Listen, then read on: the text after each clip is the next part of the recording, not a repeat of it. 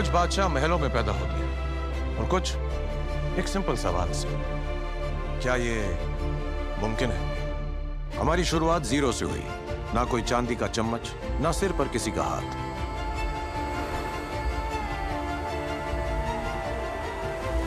आपल्या आयुष्यात शून्यापासून सुरुवात करून सुपरस्टार झालेल्या बॉलिवूडचा बादशाह शाहरुख खानच्या नावे दुबईमध्ये एक टॉवर उभारला जातोय।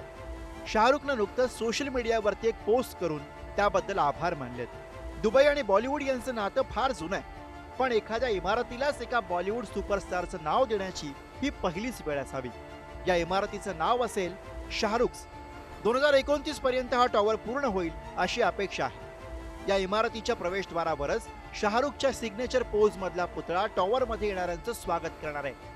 शाहरुखनं आपल्या एक्स हँडलवरती एक पोस्ट शेअर करताना म्हटलंय की दुबईतील एक महत्त्वाचा लँडमार्क असलेल्या या इमारतीला माझं नाव देणं आणि या आलिशान शहराच्या भूभागाचा अविभाज्य भाग बनणं ही गोष्ट माझ्यासाठी हृदयस्पर्शी आहे। दुबई नेहमीच माझ्यासाठी एक खास ठिकाण राहिलं।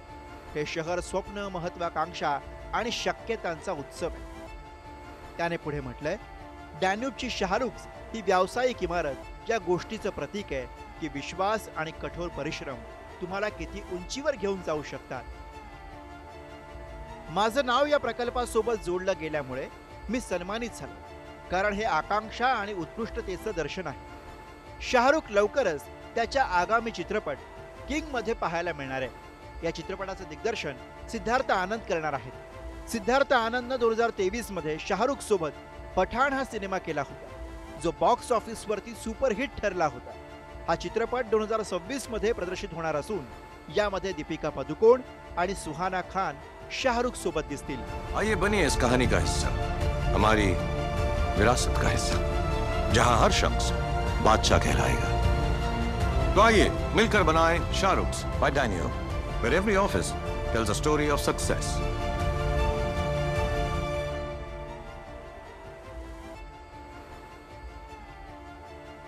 Thank you.